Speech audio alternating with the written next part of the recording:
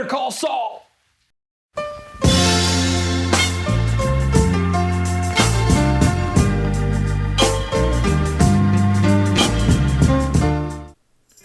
Saul Goodman. Quand ce nom est prononcé, on pense immédiatement à cet avocat plein de tchatch au look si particulier. L'avocat des criminels qui ne recule devant rien pour se remplir les poches. Celui qui balance des punchlines bien senties à Hank Schrader dans la saison 2 de Breaking Bad. She better act in an epileptic whorehouse. Is that like the one your mom works at? Is she still offering the 2-for-1 discount? Breaking Bad, mais surtout Better Call Saul, nous ont aidés à mieux connaître ce personnage, ses différentes facettes. Aujourd'hui, nous allons nous intéresser à la création du personnage de Saul Goodman, mais aussi à la création de la série qui lui est consacrée, Better Call Saul. Même si Breaking Bad a parfois des scènes comiques, c'est une série dramatique. Au fil des épisodes, elle devient de plus en plus sombre et c'est la saison 2 qui amorce clairement ce virage. La famille de Walter vole en éclats, Jesse entame une relation toxique avec Jen qui le mènera à consommer de l'héroïne. Afin de laisser respirer le spectateur, Vince Gilligan et Peter Gould souhaitent inclure un personnage capable de nous faire rire, un personnage qui apporte une touche de légèreté. Peter Gould invente donc Saul Goodman et Vince Gilligan se charge de caster Bob Odenkirk. L'acteur ne connaît pas Breaking Bad, il passe alors un coup de fil à un ami pour savoir si c'est un bon show. Son ami lui répond que oui, Bob Odenkirk accepte donc le rôle.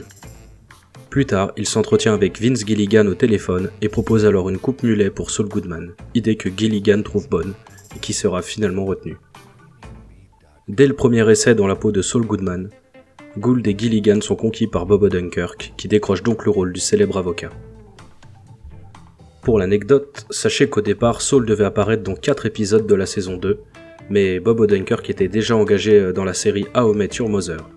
Afin de combler l'absence de Saul, Gould et Gilligan créent Mike Ehrmantraut, Saul et Mike, deux personnages que nous retrouvons plus tard dans la série Better Call Saul.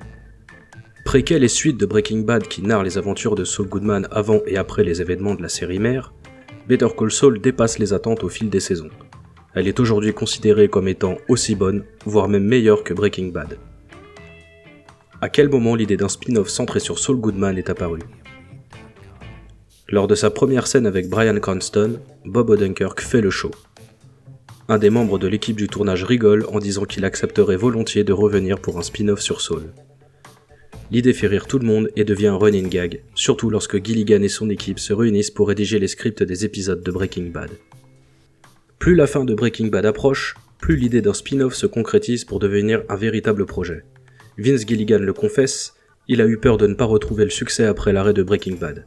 Après l'arrêt de la série X-Files, série pour laquelle il était producteur exécutif et scénariste, il s'est retrouvé sans travail. Gilligan avait peur de se retrouver dans la même situation après la fin de cette série culte qu'est Breaking Bad. Il avait également peur du syndrome de la page blanche.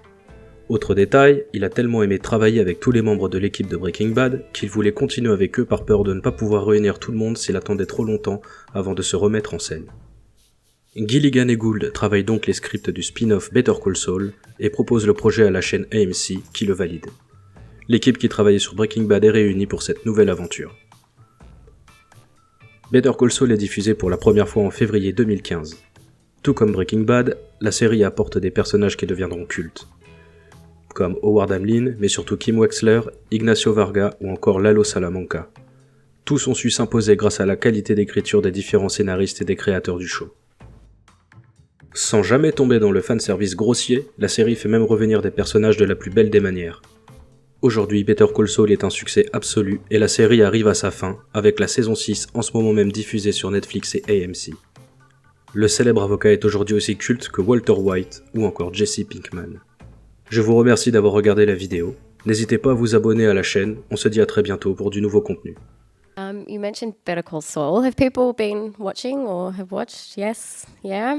At what point did you decide Saul Goodman was going to be who you followed up with? It was started off as a joke. It really did. So what we take away from today is any jokes, write them down because they'll become really successful television shows. It was really a goofy joke that Peter Gould, my partner on Better Call Saul, created the character Saul Goodman in a season 2 episode of Breaking Bad. and we cast Bob Odenkirk in that episode, and that was a real coup for us because we've both big fans of Mr. Show with Bob and David, and of which Bob obviously was one of the stars, and so we're big fans of this guy. So when we get him, and we see how funny he is in this character that we were writing, very quickly we started to joke around in the writers' room. In the writers' room, we'd say, when we're doing the spinoff of Better Call Saul, we'll do thus and so. And it was a goofy joke that would get laughs from our fellow writers. And we made that joke so many times over the years that it dawned on us that, well, why the heck shouldn't we do this? Well, let's go ahead and let's go ahead and give him a spinoff. So when Breaking Bad ended. And part of the reason I was into it, I have to confess now, was that I wanted to keep working. I wanted to keep the crew together, and I wanted to keep as many of the actors and the writers and the directors and producers together as possible once Breaking Bad ended. And also I was afraid that if I stepped away from the success of Breaking Bad and took an extended sabbatical or vacation or what have you, I would get... Because the reaction to Breaking Bad was so beyond my wildest dreams, I really feared that I would become paralyzed creatively afterward. I'd think to myself, I've got this idea for something, but is it good enough? Will it be loved as much as, the answer is probably no, So it was best for me to keep working. So for all these reasons, we pitched to our network and our studio. We want to do a Better Call Saul sequel because we can not sequel spinoff because we can have it up and running quickly. And so we pitched it to these guys, both companies, and they were very nicely said yes, we'll do that. The first scene I did on Breaking Bad with Bryan Cranston was a big scene where I tell a monologue about the character and tell Walter White who I am and kind of tell him he doesn't need me and why don't you just kill your friend who's in jail. Somebody in the crew joked, can I get a job on the sequel after we shot that scene, right there on the set. Somebody shouted out, can I get a job on the sequel? And everyone laughed because I guess the character really popped. Everyone saw the character as a big show and it was a joke.